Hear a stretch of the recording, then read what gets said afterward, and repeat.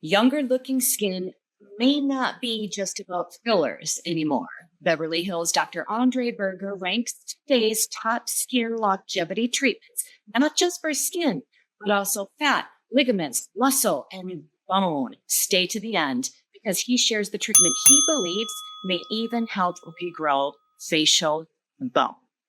Okay, so, you know, I often get asked by a lot of people how I rank, let's say, the most important technologies and therapies. It's interesting, very interesting one. It's PRP. PRP is an acronym for platelet-rich plasma. Okay, so most people have heard of that. It's very popular. Okay, but I only give it a 6 out of 10. Okay, all right. Why is Berger saying that? All right. Well, first, let me tell you why it was so revolutionary. Okay, because PRP kind of really introduced into aesthetic medicine a major conceptual shift, concept shift.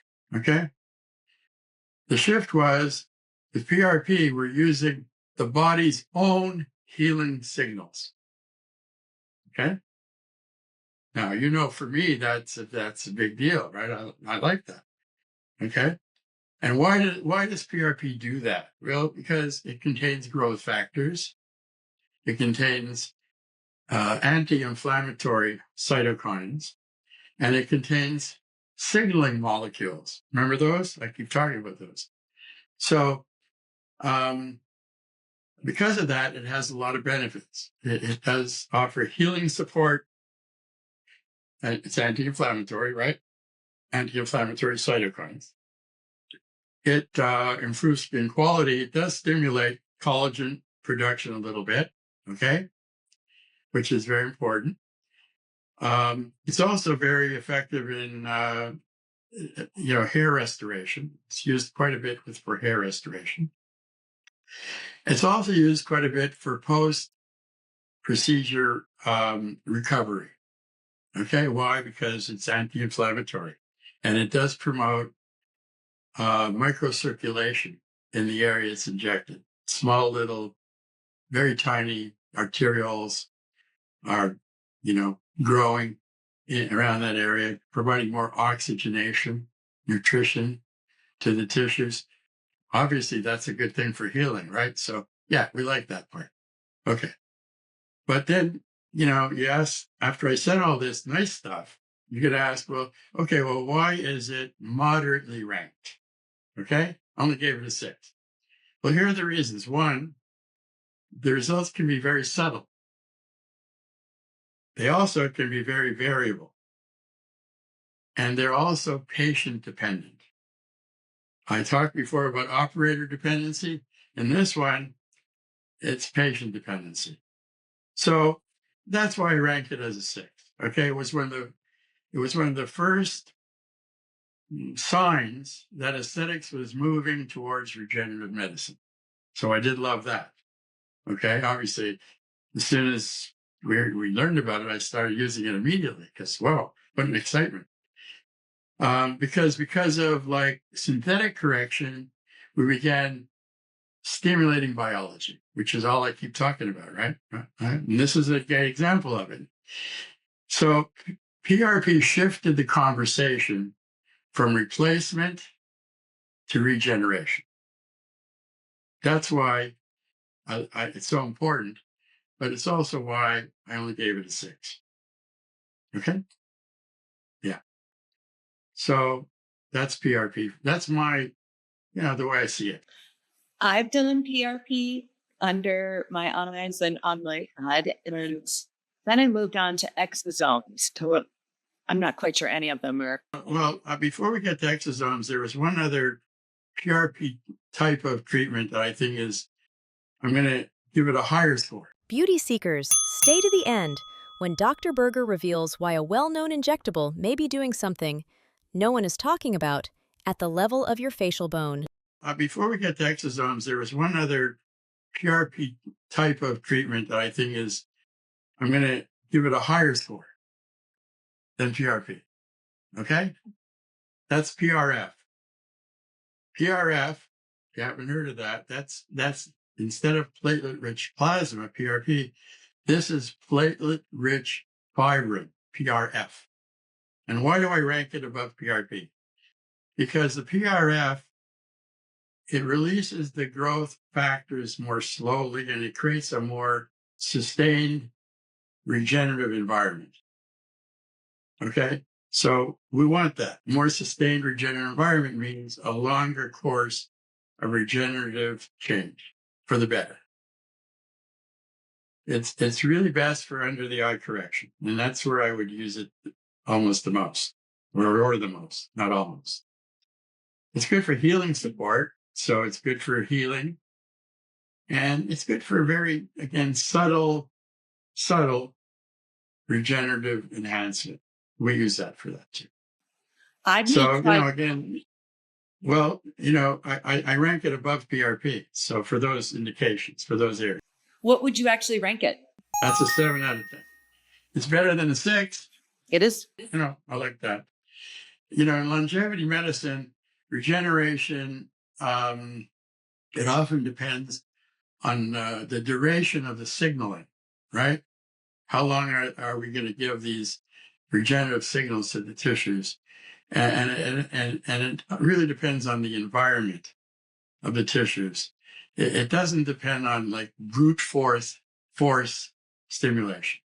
So that's why PRF has a little higher score because it's more like that.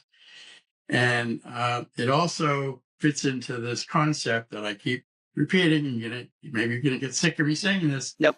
But the future will depend less on adding volume and more on improving signaling. And, I mentioned this has growth factors, releases them over time. So the signals are released over time. So that's an improvement. So that's why. Okay, now I know you couldn't wait for this one. Beauty seekers, stay to the end when Dr. Berger reveals why a well-known injectable may be doing something no one is talking about at the level of your facial bone. So now, I'll jump right to your question about exosomes. I give this a slightly higher rating, believe it or not. I give this a 7.5 out of 10. Okay? They're pretty exciting. And they may become, remember these words, they may become one of the most important regenerative tools in aesthetics. Not yet. They're not there yet, but, I see that as a very distinct possibility. What they do, they function as intercellular messengers. They're messengers. They're little vesicles that contain within them signals. And they also are very good at modulating inflammation. Okay, so that's why they're good for like healing, enhancement, collagen stimulation, just the reduction of inflammation in general. They're very good for that. Why didn't I rank them higher yet? Because, I think it's going to go up because, they're not 100% ready for prime time. We still need more standardization of these products. We need more clinical data to support what I believe will bear out eventually. We do need more regulatory clarity. Like FDA, they're not really approved for, they're only really approved by the FDA for topical usage and not really approved for injection. So a lot of people are using them for injection, but they're not approved. So we need more regulatory clarity on this. And we certainly need more long-term studies. Okay. If you read the studies, they're not that long-term. So it'll be interesting. I'm very optimistic about what that's going to show, but it's not there yet. So again, another example, I keep giving you these examples. Longevity medicine focuses on communication between cells, the signaling, and exosomes here represent that exact frontier. That's exactly what we're trying to do. So I think the next revolution, the one we're starting now and on the road to, is it's not going to be what we inject. It's what we signal. Okay? So that's my take on exosomes. I mean, they can be used for a number of different indications. One of the most common ones is post-procedural application topically to reduce inflammation, much faster healing. Okay, that is quite clear. That does work. Now, we used to use PRP to do the same thing, but exosomes, are much better. 7.5 versus 6 in that regard. Okay. So yeah, they're much better.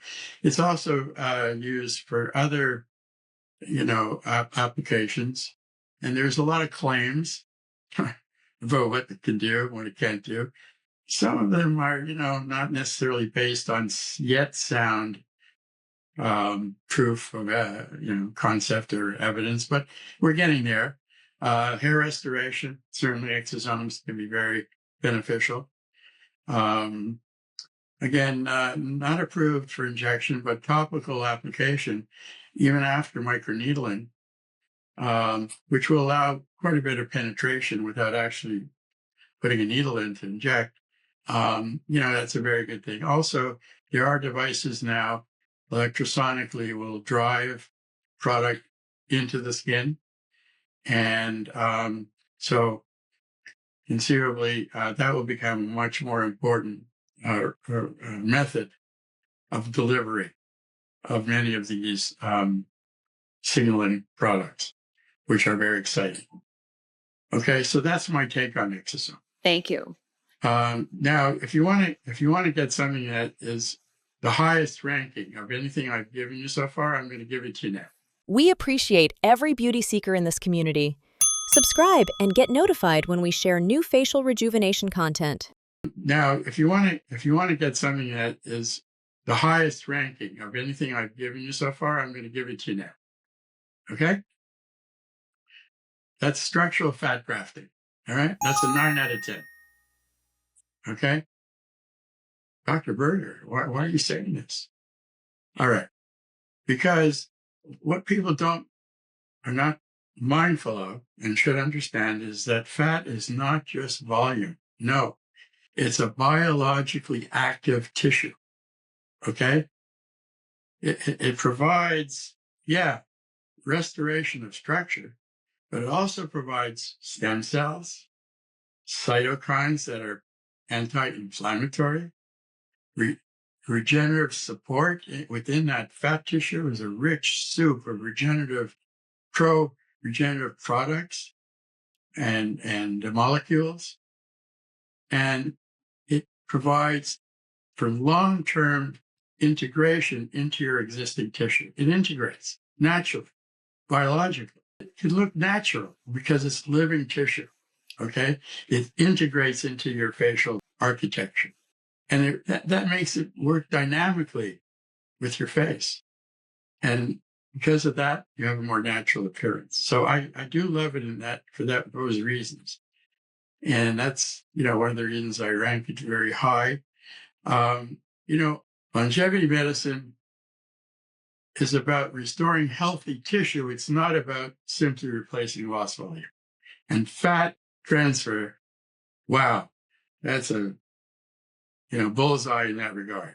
Okay, it embodies that whole philosophy. We're talking about the face today. I mean, there are other body areas, that's a whole different, a different show on that. But as far as the face is concerned, I think the mid-face, the temples, the lower face, and also just global rejuvenation of the whole face are the best uses for structural fat grafting. And you won't get that filler things? No, for the reasons I just said. You're great with segues. I love, you're like one of the best segue persons I've met. It's great. The segue is, the biggest mistake you can make with a fat graft is overfilling or a poor handling of the fat itself. Because overfilling, that's not going to look natural. Okay. Some operators try and overfill to compensate for what they believe will be kind of the percentage of the graft that won't take. So they fill it more because they realize they're going to lose a bunch. Okay. So that drives that kind of algorithm, in their mind. Oh, but that could be a problem because they could actually have more taking than they were thinking. And that could create a little bit of a unnatural look. So that's why operator dependency is very important. And also, if you don't handle the fat correctly, in terms of how you process it from the time you aspirate it, remove it from the patient, and prepare it and inject it, that could affect the quality of the fat and the viability of the fat.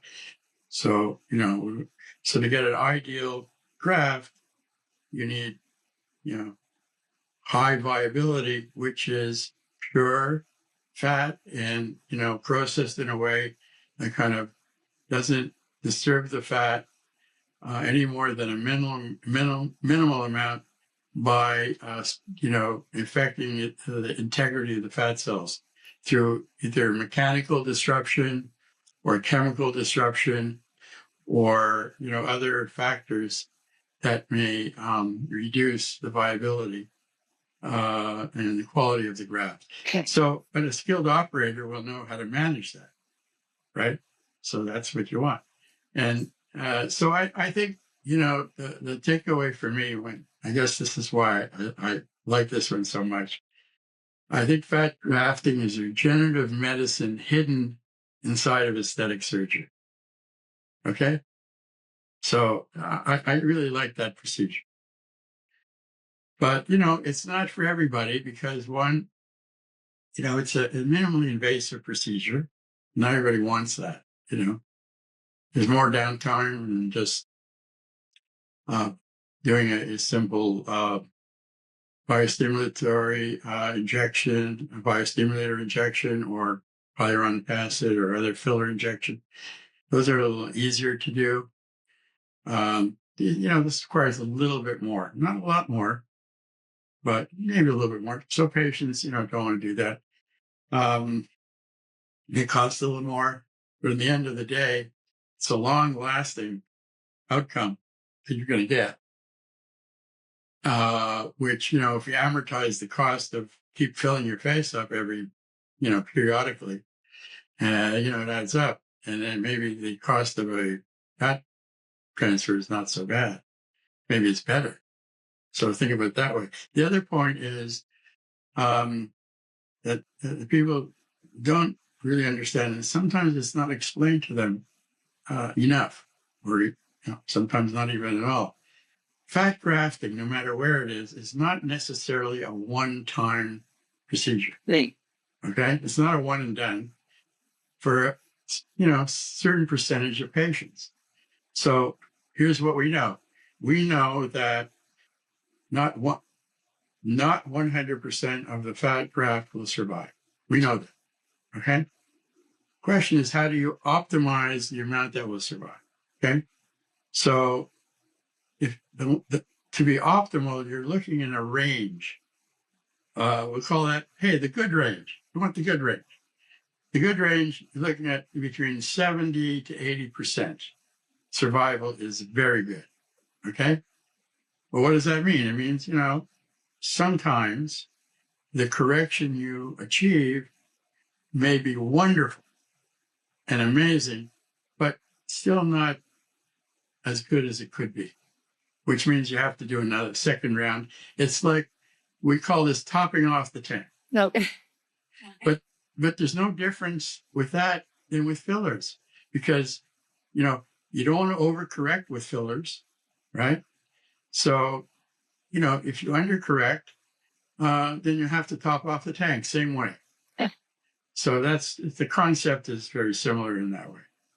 So anyway, I thought that would be, of importance to be mindful of when you're dealing with structural fat grafts. Yeah. There's another fat thing that I really love, Maybe you haven't heard of this one. Maybe you have. Soon, Dr. Berger will share the treatment most people think is just a filler and what he has seen it do on X-ray. There's another fat thing that I really love, really love. It's called nanofat. Nanofat. Have you heard of nanofat? I've not heard of nanofat. Okay, well, if you haven't heard about it, I don't know who has. So anyway, okay, what is nanofat? So with nanofat, we're basically processing fat. We're basically disrupting all the fat cells. So they're all bursting when we process it. And what we have left is this kind of regenerative soup that's full of regenerative signaling opportunity, which is just incredible. Okay, stem cells and other regenerative components that fat tissue is full of is now there, and with this, you're getting not just this very robust regenerative signaling, but you're getting real and significant improvement in skin quality and in the vitality of the tissue. It's not so much you want to increase volume. No, that's not what this is for. This is for regenerative signaling, skin quality, and tissue vitality, which is huge in terms of appearance. So where is it best used? Well, crepey skin. It's very good for crepey skin. Okay. It's great for under the eyes, especially for dark pigment, dark circles under the eyes. It does an incredibly excellent job at improving or resolving that issue. People don't know this, but nanofat is a killer. That's great. So it's great for texture. It improves the texture of the skin tremendously. And, this pigment support, which I just talked about, is a big part of overall appearance. So nanofat, it's another one of those things that again reflects this transition, this movement from structural enhancement towards cellular rejuvenation. Okay? This is where aesthetics begins to resemble tissue engineering. Very exciting. Very exciting. So that's a good one. How would you rate? Like fat 9. Some people just don't want to go through this fat, minimally invasive, fat procedure. Okay, they just I don't know, for whatever the reason is, doesn't matter. They don't want to do it. So do we have an alternative? Yeah, we do. We do. And this alternative is really good. Thank you for supporting BeautySeek and our mission of better beauty decisions. Subscribe to learn more about facial rejuvenation. I'm going to rank this alternative 8 out of 10. It's not as good as fat. I gave fat 9, but I'm giving this 8, which is very high. Okay? And that's Renuva. Love Renuva. Okay? What is Renuva? Renuva is basically allogenic fat tissue graft. It's fat tissue that doesn't contain any fat cells. They are removed. And it's also treated so it's safe. It can be injected without requirement of even a skin test. So it's allogenic, means it's safe. And so you're scratching your head and saying, well, really? Well, what the hell does that do? Okay. So I think the idea here is it's a conceptual shift. Again, I love these conceptual shifts. They're all working for me. All right. Instead of occupying space, this encourages the regeneration of fat tissue. Okay. Wow. I'm not doing a fat transfer, but I'm encouraging the regeneration of the fat tissue in the patient. Okay. Because what this does when you implant it, which is the medical term for when you inject it, okay, is full of growth factors and other regenerative components. And those attract your own body's stem cells, fat stem cells that migrate into that tissue and grow more fat cells. Amazing. But that's what it does. It's like a fat transfer without adding fat, but making your own. So I think this is a great procedure. Works very well. It's not, it's very helpful. I think the future of longevity and aesthetics is helping tissues regenerate themselves. This is an example of that. Okay. We're moving from fillers towards biologic rebuilding of our tissues.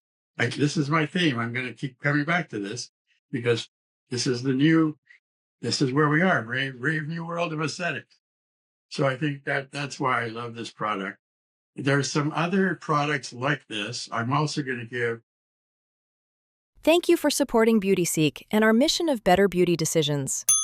Subscribe to learn more about facial rejuvenation. I'm also going to give the same rating to 8 out of 10. There's one called Aloe Clay. It's newer. Okay. It's similar. It's a allergenic tissue, that's, injected. It does provide the scaffold support where it's injected, and it creates more framework for the tissue, and it has the same potential for this regenerative integration. So migration of your own fat stem cells into that area where you've injected it. So, I think those two together, when you think about them, scaffolding, that's, the support. The scaffold is what's supporting everything.